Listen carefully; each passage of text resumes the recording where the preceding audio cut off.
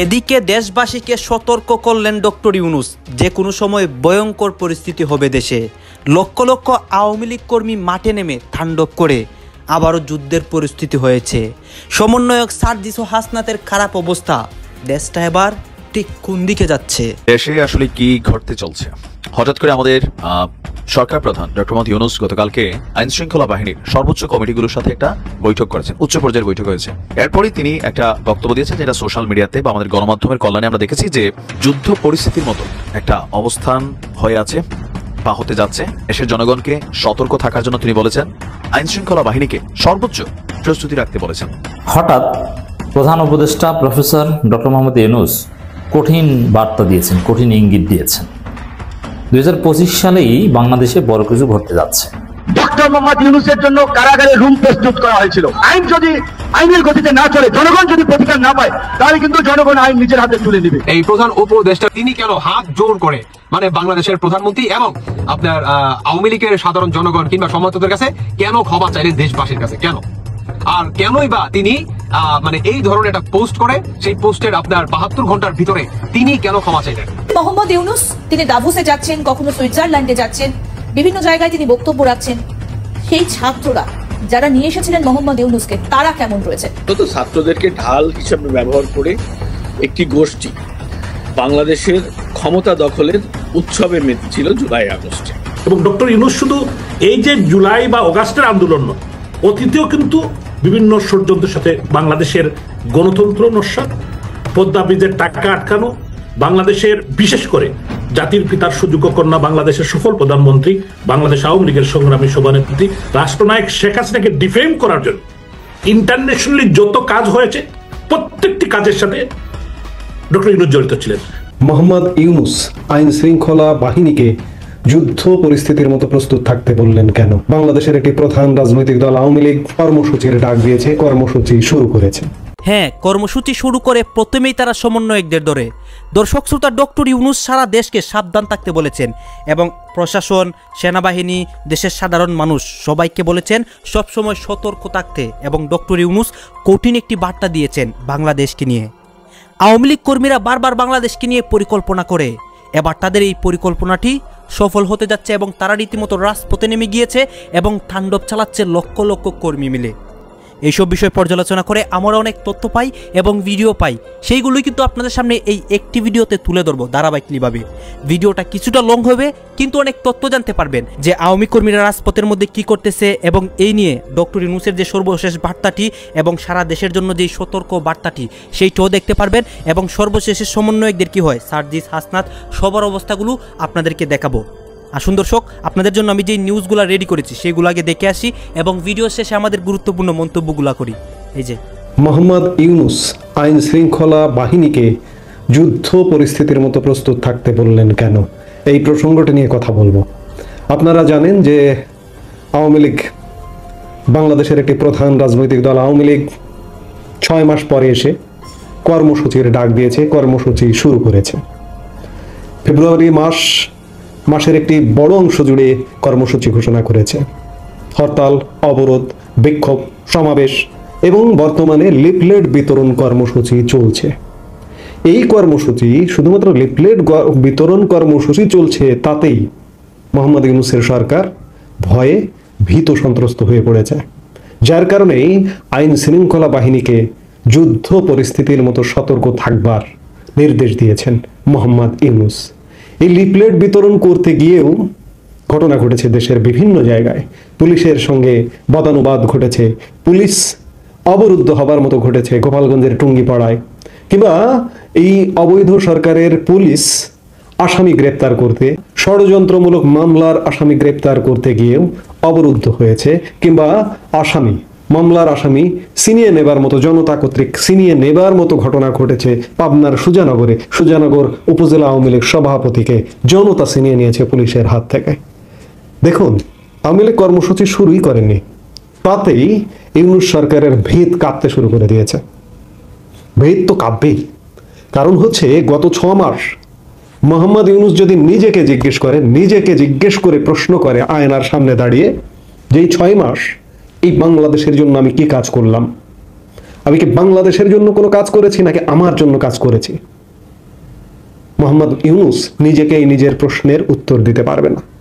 তার নামে যতগুলো মামলা ছিল সেই মামলাগুলোতে খালাস পাওয়া ছাড়া বাংলাদেশের জন্য কোনো কাজ হয়নি, যার কারণে আওয়ামী লীগ কেবল সবে মাত্র একটা ছোট্ট কর্মসূচি ঘোষণা করেছে, লিফলেট বিতরণের কর্মসূচি। সেই লিফলেট বিতরণ কর্মসূচি নিয়েই ভয় আটখান।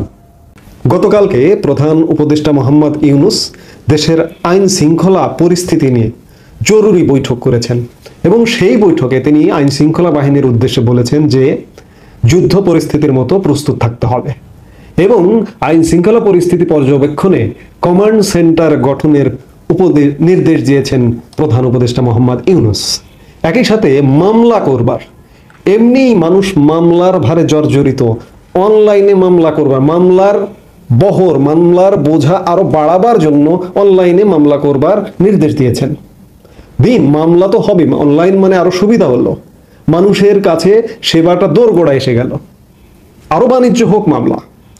খবর বলছে যে পুলিশ ও আইন শৃঙ্খলা রক্ষাকারী বাহিনীকে দেশের আইন শৃঙ্খলা পরিস্থিতি নিবিড়ভাবে পর্যবেক্ষণের জন্য একটি কমান্ড সেন্টার গঠনের নির্দেশ দিয়েছেন অন্তর্বর্তী সরকারের প্রধান উপদেষ্টা মোহাম্মদ ইউনূস। সোমবার রাষ্ট্রীয় অতিথি ভবন যমুনায় নিরাপত্তা বাহিনীর শীর্ষ কর্মকর্তাদের সঙ্গে আইন শৃঙ্খলা পরিস্থিতির পর্যালোচনা সভায় তিনি এই নির্দেশ দেন। সভায় স্বরাষ্ট্র উপদেষ্টা লেফটেন্যান্ট জেনারেল অবসরপ্রাপ্ত জাহাঙ্গীর আলম চৌধুরী, প্রধান উপদেষ্টার বিশেষ সহকারী মোহাম্মদ খোদাবক্স চৌধুরী, স্বরাষ্ট্র সচিব নাসিমুল গনি এবং police, BGB, RAB, DMP, coastguard ও বিশেষ শাখার প্রধানরা উপস্থিত ছিলেন। অর্থাৎ বাংলাদেশে যতগুলো বেসামরিক বাহিনী আছে প্রায় সবাই উপস্থিত ছিলেন। শুধুমাত্র সেনাবাহিনীর বা সশস্ত্র বাহিনীর 3 বাহিনী ছাড়া প্রায় সবাই উপস্থিত ছিলেন। প্রধান উপদেষ্টা বলেন, নিরাপত্তা বাহিনীগুলোকে সর্বোচ্চ আধুনিক যোগাযোগ প্রযুক্তির ব্যবহার নিশ্চিত করতে হবে যাতে তারা দ্রুত পরিস্থিতি নিয়ন্ত্রণে আনতে পারে। আমাদের অবশ্যই একটি কমান্ড সেন্টার বা কমান্ড সদর দপ্তর স্থাপন করতে হবে যা পুলিশ ও নিরাপত্তা বাহিনীগুলোর মধ্যে সমন্বয় সাধন করবে। অর্থাৎ ইউনূস সরকারের ব্যাপক টনক নড়ে গেছে, ইতোমধ্যে ব্যাপক ভীতির সঞ্চার হয়েছে এবং ইউনূসের মুখপাত্র প্রেস সচিব সন্ধেবেলা গতকাল আরেকটি প্রেস কনফারেন্স করে তিনি বলেছেন যে লিফলেট বিতরণ যারাই করবে তাদেরকে গ্রেপ্তার করা হবে। অর্থাৎ আর একটা জনবিরোধী এই ধরনের কাজ ইউনূস সরকার কিংবা ইউনূস সরকারের পক্ষ থেকে যত করা হবে তত একটা যুদ্ধাঙ্গদেহী অ্যাটিটিউডে মানুষ আসবে। আসলে কেউ মনে রাখে না, কদিন আগে এই যে জনরোষ, মানুষকে ষড়যন্ত্রমূলকভাবে যে কোনোভাবে খেপিয়ে দিয়ে নির্বাচিত প্রধানমন্ত্রী শেখ হাসিনাকে কিভাবে বিদায় করা হলো, এই কথাগুলো কি আজকের মোহাম্মদ ইউনূসের কোনো স্মরণ আসে না? অনির্বাচিত ইউনূসের কোনো বাহিনী নেই, কোনো দল নেই, সংগঠন নেই, তবুও তার মনে আসে না। অবস্থা দৃষ্টে মনে হচ্ছে শেখ হাসিনার পতন বা শেখ হাসিনা যেভাবে বিদায় নিয়েছিলেন তার থেকেও একটা ভয়াবহ পরিণতির দিকে যাচ্ছে দেশ। সেই আলামত কিন্তু চারিদিকে পাওয়া যাচ্ছে বিভিন্ন জায়গায়। আওয়ামী লীগ, শুধু আওয়ামী লীগ না, আজকে এই সংগ্রাম মুখর পরিবেশটি, এই পরিস্থিতিটি দেশের স্বাধীনতা সার্বভৌমত্ব রক্ষার পরিস্থিতি হয়ে দাঁড়িয়ে গেছে। আজকে সব মানুষ মুক্ত চিন্তার, যারা স্বাধীনতা মুক্তিযুদ্ধকে ধারণ করে, যারা মুক্তিযুদ্ধকে লালন করে, একমাত্র জঙ্গি জিহাদি ছাড়া তারা প্রত্যেকে এক বাক্যে স্বীকার করছে দেশের পরিস্থিতি ভয়াবহ, যুদ্ধাঙ্গদেহী অ্যাটিটিউডে ক্রমেই যাচ্ছে এবং ইউনূস সরকার এটি বুঝতে পারছে, যার কারণে আইন শৃঙ্খলা বাহিনী সব বাহিনী নিয়ে বৈঠক করেছে শুধুমাত্র আওয়ামী লীগের একটি লিফলেট বিতরণকে কেন্দ্র করে। কাজেই আওয়ামী লীগ যদি এইভাবে কর্মসূচি করতে থাকে, হ্যাঁ, নেতাকর্মীরা বিপদে পড়বে, সাময়িক জেল জুলুম অত্যাচার সহ্য করতে হবে, সহ্য না করলে তো বিজয় আসবে না। আর এই যে ইউনূসের মুখপাত্র প্রেস সচিব যেটি বললেন যে গ্রেপ্তার করা হবে, ভাইরে আমি বারবার বলি, কতজনকে গ্রেপ্তার করবে? বাংলাদেশের জেলের ধারণ ক্ষমতা কত? আমি অসংখ্য ভিডিওতে এই কথাটি বলেছি। 1 লক্ষর বেশি রাখা যাবে না, মাত্র 42,500 ধারণ ক্ষমতা বাংলাদেশের 68টি জেলে, সেখানে দ্বিগুণের বেশি যদি রাখা হয় 1 লক্ষ সর্বোচ্চ। এখনই প্রায় 70-80 হাজার আছে। কতজনকে অ্যারেস্ট করবে, কতজনকে গ্রেপ্তার করবে? কাজেই সামনে একটা চরম ভয়ানক রকমের আরেকটি ম্যাচ আকার হয়ে পরিস্থিতি শান্ত হবে, একটি সর্বজন গ্রহণযোগ্য তত্ত্বাবধায়ক সরকার গঠিত হবে, একটি নির্বাচন হবে, নির্বাচনের মাধ্যমে ক্ষমতার পট পরিবর্তন হবে, রাজনৈতিক সরকার ক্ষমতায় আসবে। তার আগে দেশের পরিস্থিতি শান্ত হবার কোনো সম্ভাবনা নেই। ইউনূস সরকার ইতোমধ্যে ভয়ে ভীত সন্ত্রস্ত হয়ে পড়েছে। দেশে আসলে কি ঘটতে চলছে? হঠাৎ করে আমাদের সরকার প্রধান ডক্টর মোহাম্মদ ইউনূস গতকালকে আইন শৃঙ্খলা বাহিনীর সর্বোচ্চ কমিটিগুলোর সাথে একটা বৈঠক করেছেন, উচ্চ পর্যায়ের বৈঠক হয়েছে।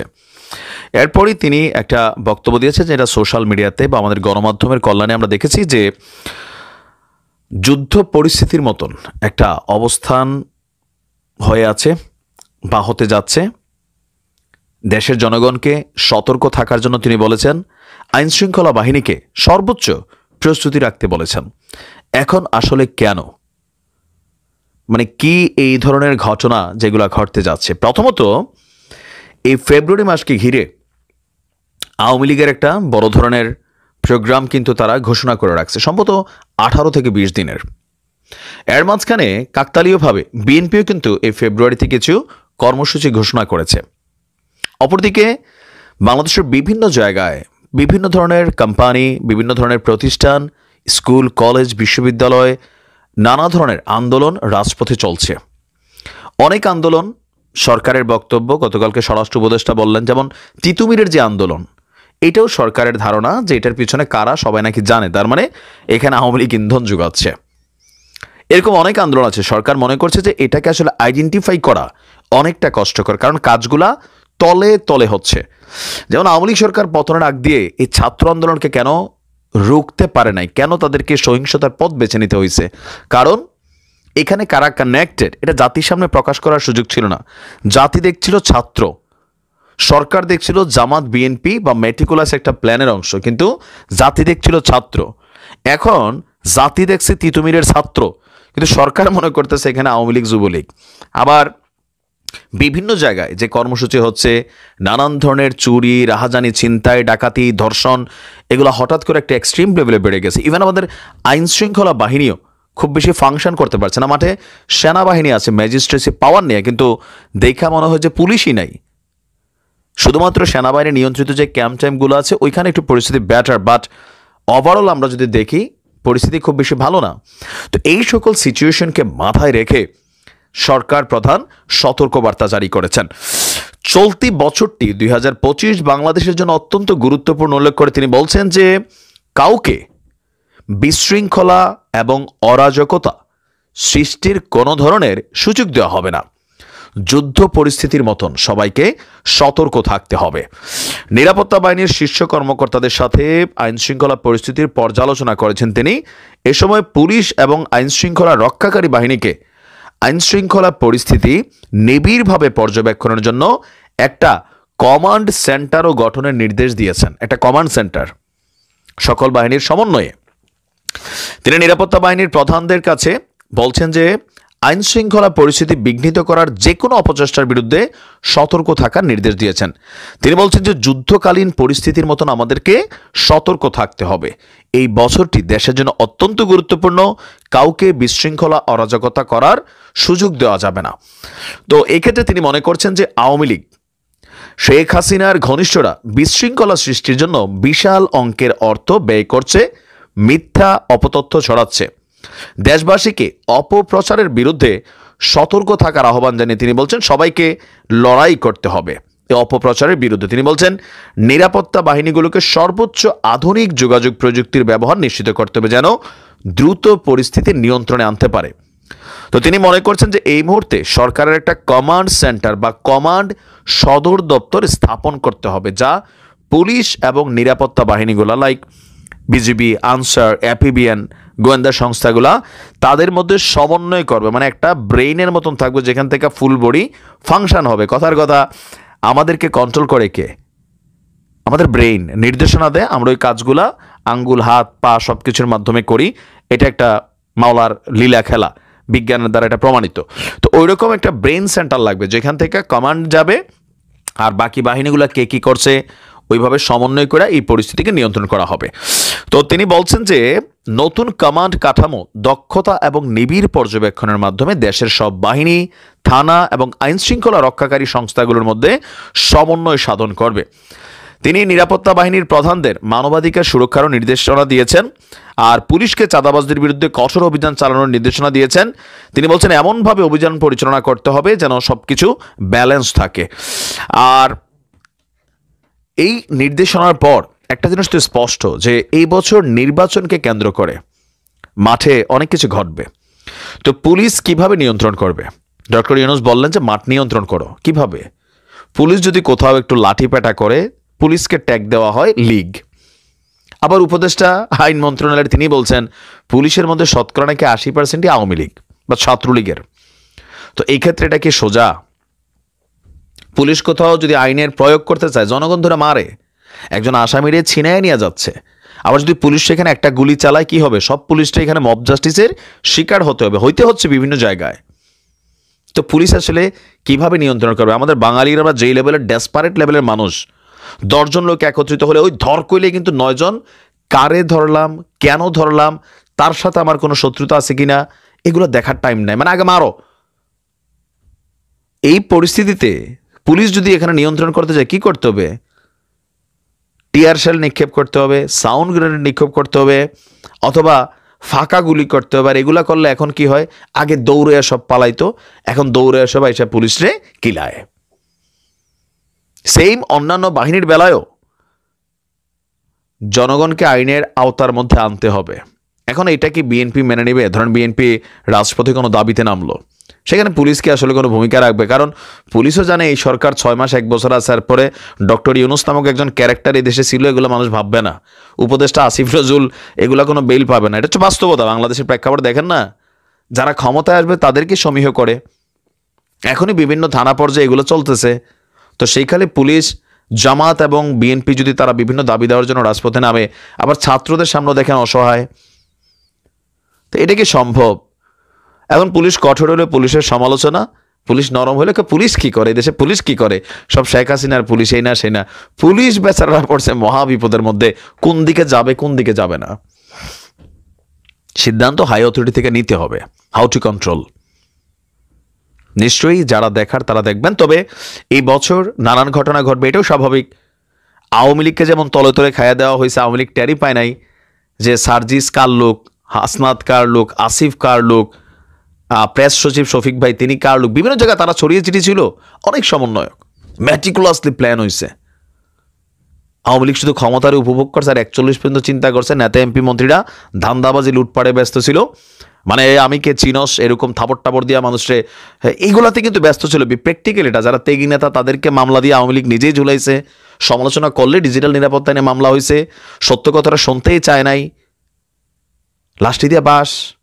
তো সরকারও কিন্তু বুঝতেছে যে এই সরকার মেটিকুলাস প্ল্যান থেকে তো আসছে। হঠাৎ প্রধান উপদেষ্টা প্রফেসর ডক্টর মোহাম্মদ ইউনূস কঠিন বার্তা দিয়েছেন, কঠিন ইঙ্গিত দিয়েছেন। 2025 সালেই বাংলাদেশে বড় কিছু ঘটতে যাচ্ছে। বিএনপির অবস্থা খারাপ হতে পারে, বিএনপির ভাগ্যে কোনো অঘটন অপেক্ষা করছে হয়তো। দর্শক, খুবই গুরুত্বপূর্ণ খবর। পর্যালোচনা সভায় প্রধান উপদেষ্টা, কাউকে বিশৃঙ্খলা সৃষ্টির সুযোগ দেওয়া হবে না। প্রধান উপদেষ্টা প্রফেসর ইউনূস দায়িত্ব নেওয়ার পর এত কঠিন কথা আগে বলেননি।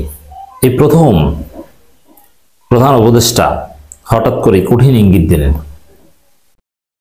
এটা ফার্স্ট টাইম। তিনি এর আগে নরম, ঐক্য, সবাই মিলে মিশে নানান কথাবার্তা বলতেন, কিন্তু না, তিনি এবার বলছেন যুদ্ধ পরিস্থিতির সাথে তুলনা করছেন। আমরা প্রফেসর ইউনূসকে বলেছি বিদেশ থেকে ঘুরে তিনি একটু অভিজ্ঞতা নিয়ে এসেছেন। না, professor Yunus has to rule. তাকে রুল করতে হবে, তাকে শাসন করতে হবে। পরামর্শ নিবেন কিন্তু তাদের কথা চলবেন না, তিনি রুলার। বিএনপির কথা চলবেন এটা হতে পারে না। বিএনপি চাপ দিয়ে সরকারের সব কার্যক্রম নিয়ন্ত্রণ করবে, এটা হতে দেয়া যায় না। ডক্টর ইউনূস এবার কঠোর হচ্ছেন। দর্শক, চলতি বছরটি, দ্যাট মিনস 2025 সাল, বাংলাদেশের জন্য অত্যন্ত গুরুত্বপূর্ণ উল্লেখ করে প্রধান উপদেষ্টা অধ্যাপক মোহাম্মদ ইউনূস বলেছেন, কাউকে বিশৃঙ্খলা ও অরাজকতা সৃষ্টির সুযোগ দেওয়া যাবে না। যুদ্ধ পরিস্থিতির মতো সতর্ক থাকতে হবে। তো যুদ্ধ পরিস্থিতির সাথে তুলনা কেন করছেন, এটা আমাদের একটু খতিয়ে দেখা দরকার। দর্শক, কাউকে বিশৃঙ্খলা ও অরাজকতা সৃষ্টির সুযোগ দেওয়া যাবে না। এর অর্থ হচ্ছে বাংলাদেশে বিশৃঙ্খলা অরাজকতা সৃষ্টি করতে পারে বা চেষ্টা করবে, কারা করবে?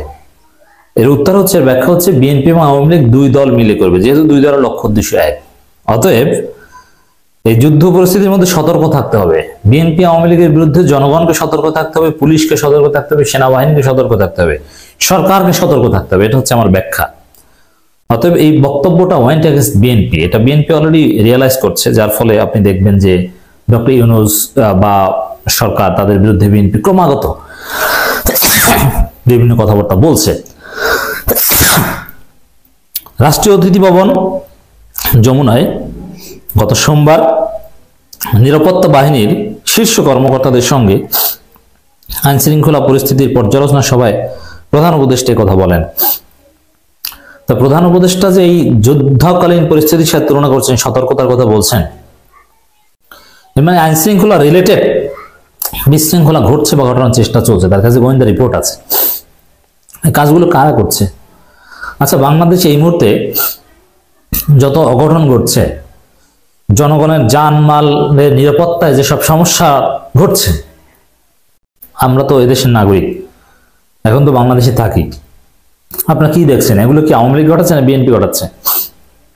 এই মুহূর্তে জনগণের জন্য সবচেয়ে বড় সমস্যা কি? উত্তর হচ্ছে চাঁদাবাজি।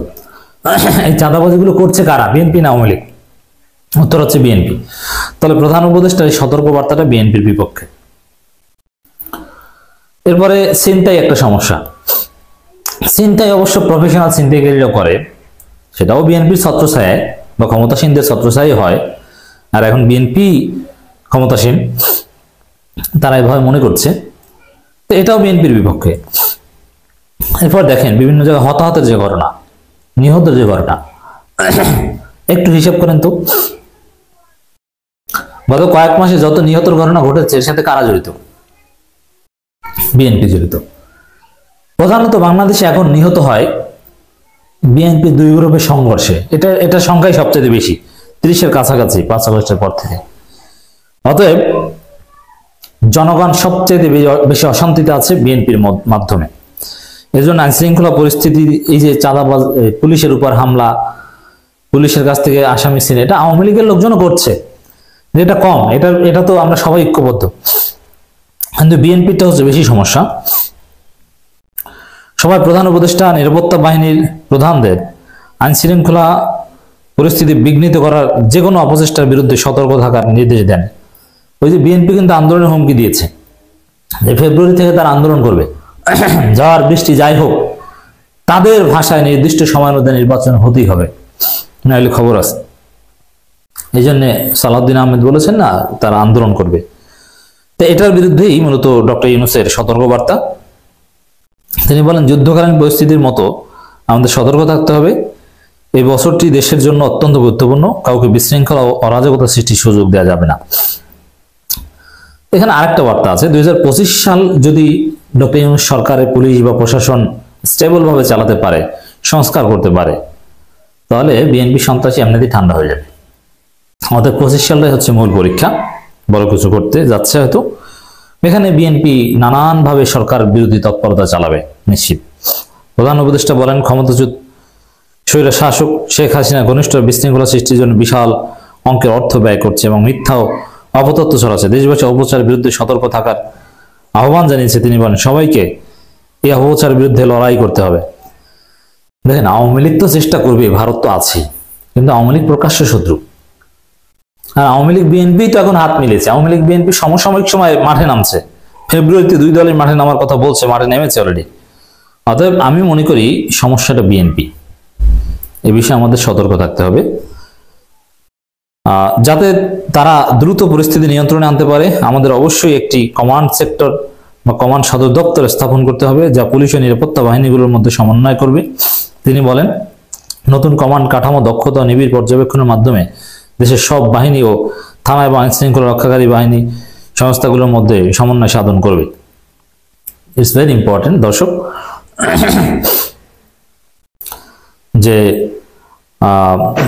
এখানে সেনাবাহিনী, পুলিশ বা অন্যান্য সব বাহিনী মিলে এই চাঁদাবাজদের বিরুদ্ধে একটা যৌথ অভিযানের প্রয়োজন হতে পারে, স্পেশাল অপারেশনসের প্রয়োজন হতে পারে। প্রধানমন্ত্রী সেই বক্তব্যটা সেদিকে ইঙ্গিত দেয়। আর এটা যদি করা হয় তাহলে ধরাটা পড়বে বিএনপি, যেমন চাঁদাবাজদের ধরবে, পিটাবে। এটা পিটানিটা খাবে কে? বিএনপি। অন্তর্বর্তী সরকারের প্রধান উপদেষ্টা নিরাপত্তা বাহিনীর প্রধানদের মানবাধিকার সুরক্ষার নির্দেশ দেন। হ্যাঁ, এখন ওই বিএনপির চাঁদাবাজদের পেটাতে গিয়ে আবার হেফাজতে হত্যাকাণ্ডের মতো ঘটনা যাতে না ঘটে, কুমিল্লা যুবদল নেতা তৌহিদের মতো যেন অঘটন না ঘটে, এটা দিকে ইঙ্গিত করেছেন। তিনি ধর্মীয় জাতিগত সংখ্যালঘুদের উপর যে কোনো আক্রমণ প্রতিরোধ করতে বিশেষ ব্যবস্থা নেওয়ার আহ্বান জানান। তিনি বলেন, যদি আমরা ধর্মীয় সংখ্যালঘু সুরক্ষা দিতে না পারি তাহলে বৈশ্বিক ভাবমূর্তি আমাদের মারাত্মক ক্ষতিগ্রস্ত হবে। এটা নিয়ে ডক্টর ইউনূসকে মাঝে মাঝে কথা শুনতে হয়।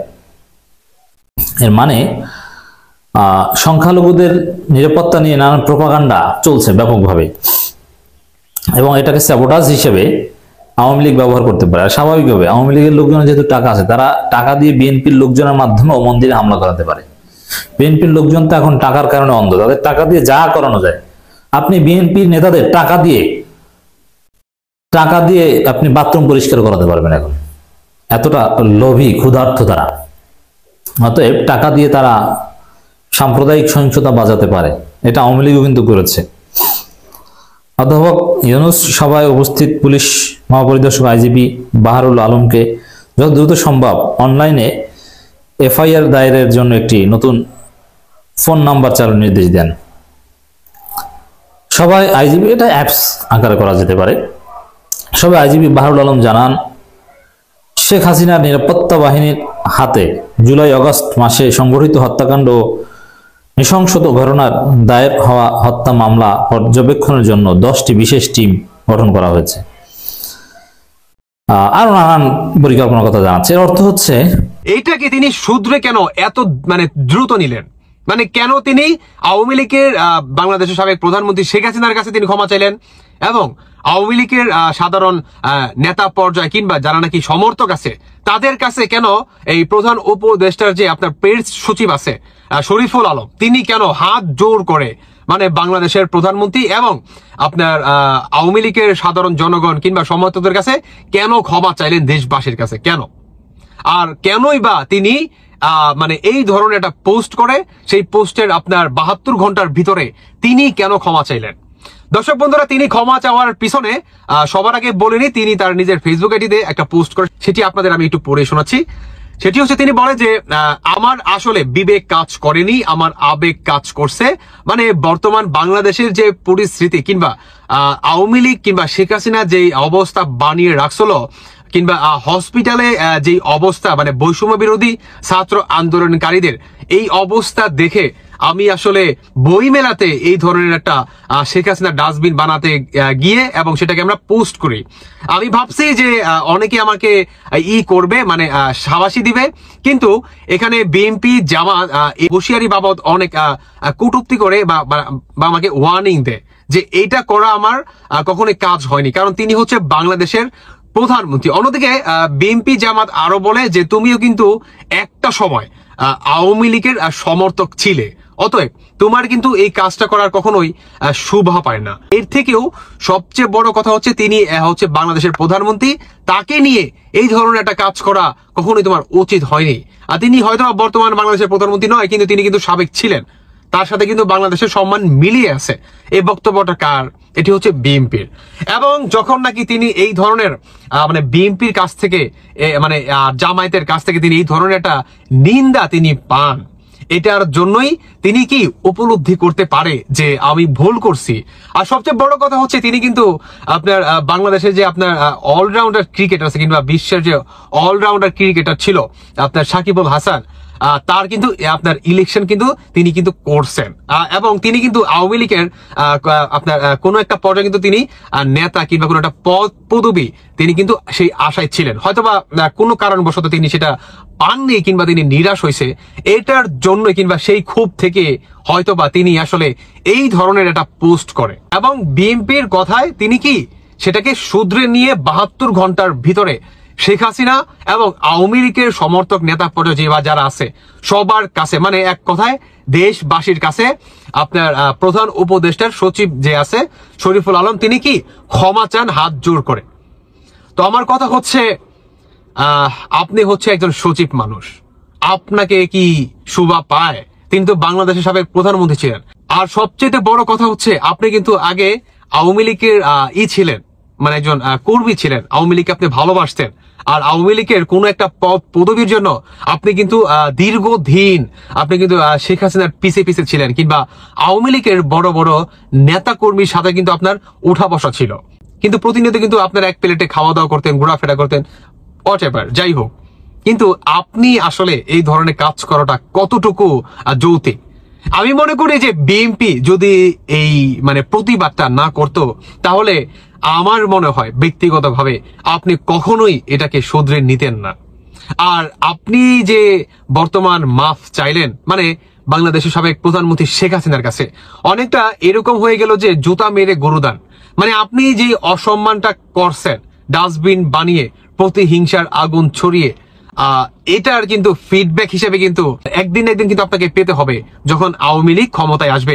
অনেকেই বলতে পারে যে তুষার ভাই, আওয়ামী লীগ আর ক্ষমতায় কি আসতে পারবে কিনা। তাদের উদ্দেশ্যে বলতে চাই যে পৃথিবীটা কিন্তু গোল, আর আওয়ামী লীগ মানে হচ্ছে শেখ হাসিনা না, এটা কিন্তু আপনাকে বুঝতে হবে। আজকে যদি শেখ হাসিনার কিছু একটা হয়ে যায়, এক্সাম্পল, মানুষের কিন্তু হাইট মতো কথা কিন্তু বলা যায় না, যদি হয়ে যায় অনেকেই বলতে পারে আওয়ামী লীগ শেষ হয়ে যাবে। না ভাই, আওয়ামী লীগ হচ্ছে স্বাধীনতার দল। আওয়ামী লীগের হাত ধরে বাংলাদেশটা এত দূর আসছে, এমন দেশটা কোথাও খুঁজে পাবে না গো তুমি, সকল দেশের রানী সেজে আমার মাতৃভূমি। এইটা কিন্তু এই আওয়ামী লীগের হাত ধরে কিন্তু আসছে। অতএব আওয়ামী লীগকে যারা নাকি উপরে ফেলতে চান, কিংবা একদম জীবন স্তরের মতো আওয়ামী লীগকে নিষেধাজ্ঞা করতে চান এবং বাংলার মাটি থেকে আপনারা শেষ করে দিতে চান, তাদের উদ্দেশ্যে বলতে চাই যে আওয়ামী লীগকে পারবেন না, কখনোই পারবেন না। কারণ আপনি যে মাতৃভূমিতে পাড়া রাখতেছেন এবং আপনি যে মানে স্বাধীনভাবে কথা বলতেছেন, কিংবা বাংলা ভাষায় কথা বলতেছেন, নিজের মাতৃভাষায় কথা বলতেছেন, এবং নিজের মানে স্বাধীনতা আপনি ফিরে পাইছেন, যেভাবে খুশি সেভাবে আপনি চলতে পারেন, সেটা কিন্তু একমাত্র এই আওয়ামী লীগের কারণে। এটা কিন্তু আপনাকে বুঝতে হবে। আপনার প্রতিটি কদমের পিছনে এই আওয়ামী লীগের অবদান, এই বিএনপির অবদান। অতএব আওয়ামী লীগকে যারা নাকি নিষেধাজ্ঞা করতে চান, আপনাদের উদ্দেশ্যে বলতে চাই, কিংবা এই আপনার প্রধান উপদেষ্টা যে পেজ যে আপনার সচিব আছে আপনার শরীফুল আলম, তাকে বলতেছি, আপনি যে কাজটা করছেন এটার পরিণাম আপনি খুব ভয়ঙ্কর ভাবে আপনাকে দিতে হবে, মাস্ট বি, আপনাকে দিতেই হবে। কারণ ভাই, আপনি যা করার করছেন, কারণ আপনি তো নিজে থেকে আসেননি, আপনি হচ্ছে বিএনপি জামাত এদের কথায় আসছেন। কারণ কোন রাজনৈতিক দল এটা চাবে না যে কোন প্রধানমন্ত্রীকে বা কোন দেশের প্রধানমন্ত্রী, সে সাবেক থাক বা যাই থাক, তাকে নিয়ে আপনি ডাস্টবিন বানিয়ে আপনি এইভাবে আসলে অবমাননা করবেন। এতে করে কি হয়? কারণ শেখ হাসিনা তো বাংলাদেশের প্রধানমন্ত্রী ছিল, তার সাথে জড়িয়ে ছিল আমাদের বাংলাদেশের আপনার সম্মান, তার সাথে জড়িয়ে ছিল বাংলা ভাষার সম্মান, তার সাথে জড়িয়ে ছিল বাংলাদেশের সম্মান। অতএব আপনারা কি বহির্বিশ্বের কাছে এটাই প্রকাশ করলেন যে বাংলাদেশে বা বাংলাদেশের কোনো ভ্যালু নাই, কিংবা বাংলাদেশের প্রধানমন্ত্রীর কোনো ভ্যালু নাই। এতে করে বহির্বিশ্বের যে আপনার গাইজ, আপনারা তো দেখলেন এখানে কি কথা হচ্ছে। অনেকেই কিন্তু অনেক কথা বলতেছে, অনেকে আলোচনা করতেছে, অনেকে সমালোচনা করতেছে এই বিষয়গুলো নিয়ে। মানে ছাত্রদের রাজনৈতিক, মানে ডক্টর ইউনূস যে একটা বার্তা দিয়েছেন বাংলাদেশকে নিয়ে, ডক্টর ইউনূস কিন্তু বাংলাদেশকে সামনে এগিয়ে নিয়ে যাওয়ার জন্য জানপ্রাণ দিয়ে কষ্ট করতেছেন। এখন একদল কর্মী তারা কি করতেছে, বাংলাদেশকে ধ্বংস করার চেষ্টা করতেছে, বাংলাদেশকে নিয়ে বিভিন্নভাবে পরিকল্পনা করে বাংলাদেশকে কীভাবে ধ্বংস করা যায়, এইটাই কিন্তু ডক্টর ইউনূস বুঝতে পেরেছেন এবং তিনি সবাইকে সাবধান থাকার কথা বলেছেন। সেনাবাহিনী, পুলিশ এবং দেশের যে আইনশৃঙ্খলা রক্ষাকারী বাহিনী রয়েছে সবাইকেই কিন্তু তিনি মানে ভালো ভালো কথা বলেন এবং সবাইকে সতর্ক থাকতে বলেন। দর্শক শ্রোতা, যেই ডক্টর ইউনূস আমাদের দেশে এসেছেন, মানে তার সব কিছু ছেড়ে দিয়ে, তার ক্ষমতা, মানে ডক্টর ইউনূস আমাদের দেশটাকে সামনে এগিয়ে নিয়ে যাওয়ার জন্য এসেছেন, তাকেই মানুষ এত খারাপ কথা বলে। এবং সমন্বয়কদেরকে নিয়েও কিন্তু অনেক কথা হয়, যেই সমন্বয়করা তাদের প্রাণবাজি রেখে আমাদের দেশটাকে স্বাধীন করেছে, 2024 সালে আমাদেরকে আবারও স্বাধীনতার মুখ দেখিয়েছিল, তাদেরকে নিয়ে এই সব কথা হচ্ছে। এই ফেব্রুয়ারি মাসকে নিয়েও কিন্তু অনেক কথা হয়। দর্শক শ্রোতা, তখন আপনাদেরকে যা কিছু দেখিয়েছি সব কিছু কিন্তু আমরা সোশ্যাল মিডিয়া থেকে সংগ্রহ করেছি। এইখানে আমাদের নিজস্ব কোনো মন্তব্য নেই বা নিজস্ব কোনো সিদ্ধান্ত নেই। এইসব দেখে আপনাদের কি মনে হচ্ছে এবং আপনাদের মন্তব্য কি, এটা কিন্তু আপনারা অবশ্যই কমেন্ট বক্সে লিখে যাবেন। এবং আপনাদের কাছে আমার একটা রিকোয়েস্ট থাকবে, আমার চ্যানেলটি সাবস্ক্রাইব করবেন এবং পাশে থাকা বেল আইকনটি অবশ্যই বাজিয়ে যাবেন, যাতে করে নেক্সট ভিডিওটা সবার আগে আপনাদের কাছে পৌঁছায়। ধন্যবাদ।